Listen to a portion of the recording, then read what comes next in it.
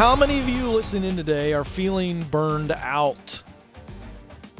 I'm waiting. I'm looking around the imaginary room here. Lots of you raising your hands. I just know this to be true. Burnout is exploding in America.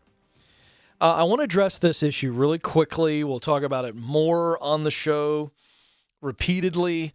But I want to give a snapshot to those of you who are feeling burned out right now, because there's a lot of talk about it, and I don't feel like there's anything out there that is really helpful to address it.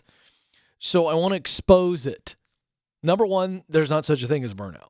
I know you're feeling burned out and you're going, Ken, what I'm feeling is real. Yes, it is. I agree. Hear me. There's no such thing as burnout. Burnout happens one time in our lives, and it's when we leave this earth. When you die, the flame is extinguished. Your soul is gone. So if you listen to me right now, you're very much alive. Your soul is alive. It doesn't feel alive, but it's alive. All right, now we've handled that. What's really happening is build up.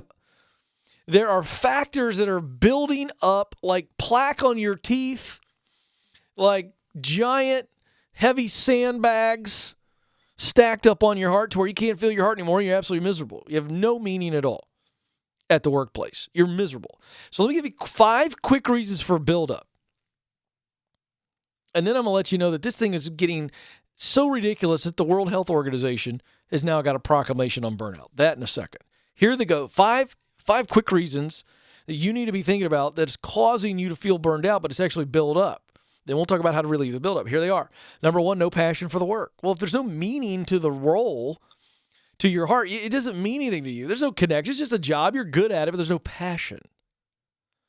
You don't love the work itself, and you don't care. There's no deep connection to the results of your work. That's easy. We understand that. Been talking about that from day one on this show. Number 2, this is a toxic workplace. You got a toxic leader, poor leadership, maybe even to the point of abusive. They lie to you. They don't care for you. They don't lean into you. They don't lead you. Or you got difficult coworkers. That can make you not want to show up at all. It's toxic. Number 3, you're overwhelmed. We see this a lot. You just get too much going on. You've said yes, yes, and yes. Leadership keeps piling on you, and you don't want to look like you can't do the job, so you keep playing hurt. And it's not getting any better. You can barely breathe. You're drinking from a fire hose. Number 4, you're underappreciated. You don't feel like anybody notices you. You've not been recognized. You're not rewarded for your work. Thus, you feel overlooked. 5, you're just bored. You're good at the job, but you've long since conquered the challenge in it. You're bored out of your mind. Doesn't take much. Nobody feels fired up when they're bored. So those are the reasons for buildup. Now, quick pause. The World Health Organization, article came out this week. The World Health Organization is now recognizing burnout as a disease. Joseph, please tell me I'm reading this correctly. So burnout, which I think is not real, is a disease. Oh, great. So now we're going to medicate more people that don't need to be medicated because it's a disease. Okay, here's the breaking news. Burnout isn't a thing. It's actually buildup. And the effect of buildup isn't a medical health issue. It's an emotional issue. Let me say it again. It's not a health issue. It's an emotional issue. According to the World Health Organization, they're actually backing me up. Here are the 3 symptoms, Joe, of burnout, the disease. Feelings of energy depletion or exhaustion. Increased mental distance from one's job, feelings of negativism or cynicism related to the job, and reduced professional efficacy, which is a fancy word of saying you're just not getting your job done very well. Well, of course not. So let's review. No passion, toxic workplace, overwhelmed, underappreciated, bored. That's what I say are the reasons for buildup on your heart, making you feel burned out.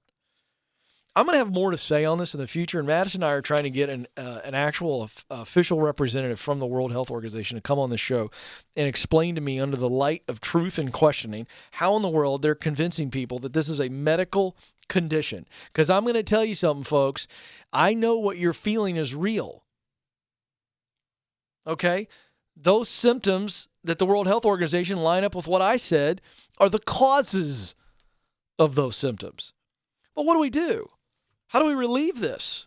Well, number one, find your sweet spot, the intersection of your greatest talent and greatest passion. In other words, I'm going to help you find out how you can use what you do best to do what you love to do most.